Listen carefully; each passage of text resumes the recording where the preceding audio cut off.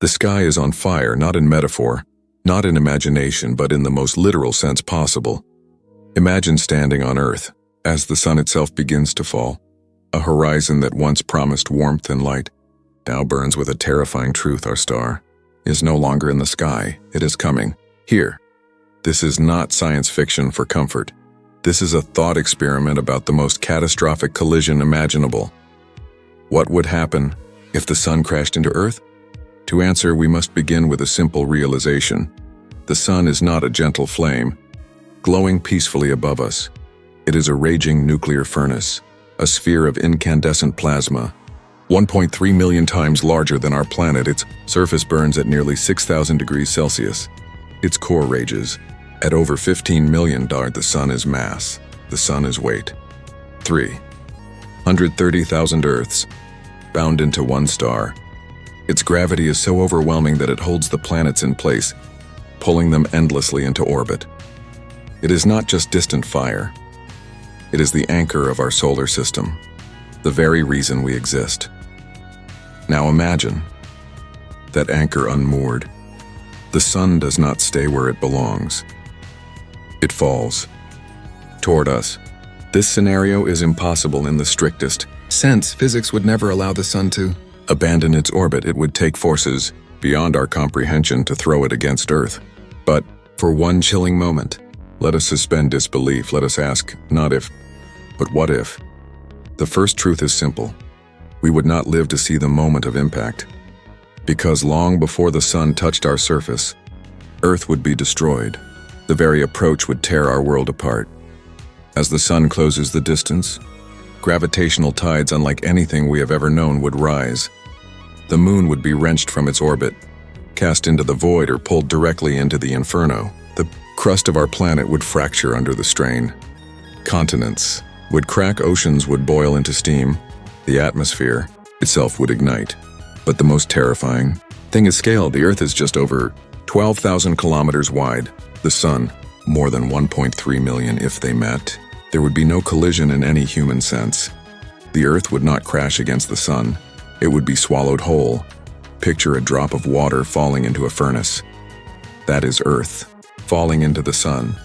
Our planet would be consumed in seconds. Its matter stripped, vaporized, and absorbed into the star's plasma. The end would not be a bang. It would be an obliteration. Yet let us not stop at destruction. Let us think deeper. Because the sun colliding with Earth would not leave the sun untouched. May be vast, but matter is matter. And every planet, every rock, every fragment carries energy. Earth's fall would feed the star, however briefly. Our home, reduced to raw fuel, a flicker in the fusion of hydrogen and helium, a ghost of our existence, lost in the fire. To understand this nightmare, we must look at history, not human history, but cosmic history. For the universe has seen collisions like this before. 4.5 billion years ago, a young Earth was struck by a body the size of Mars. The impact tore rock and molten metal into space, forming the moon. The scars of that impact are written in our tides. Our nights are very balanced elsewhere. In distant star systems, astronomers have observed worlds falling into their suns. Through telescopes, we can see the glow of dust and gas as planets are consumed. It is not myth. It is not imagination. It is reality, happening in the darkness between stars. And if the sun collided with Earth, we would join those silent stories, another world erased in light. But what is cause, and what is effect? Let us walk the path step by step of what this catastrophe would mean.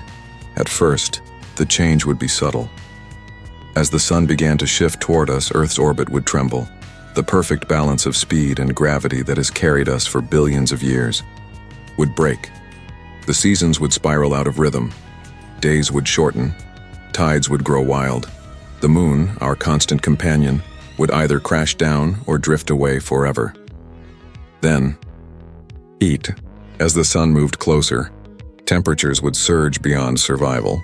Not in centuries, not in decades, in days. Rivers would boil, forests would ignite. The atmosphere itself would peel away under the blast of radiation. Life would not slowly adapt, it would vanish, even the smallest microbes clinging to shadows. would face annihilation, finally. The approach. As Earth reached the edge of the Sun's corona, the outer atmosphere of plasma that stretches millions of kilometers into space, our planet would already be gone. Molecules torn apart, elements stripped, atoms dissolved into the storm. And then, nothing but silence, no land, no sea, no memory of blue skies, only fragments, swirling inside the star that once gave us life. But the story does not end here, because the universe itself would carry on. The sun would continue to burn, as if nothing had changed.